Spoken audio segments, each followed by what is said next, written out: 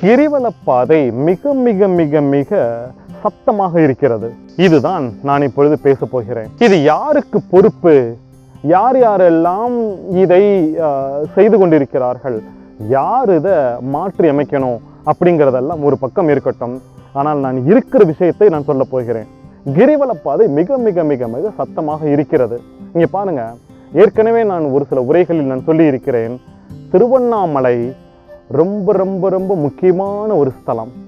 அந்த ஸ்தலத்திலே முக்கியமான ஒரு விஷயம் என்ன என்று ஏற்கனவே உரையில் நான் சொல்லி இருக்கிறேன்.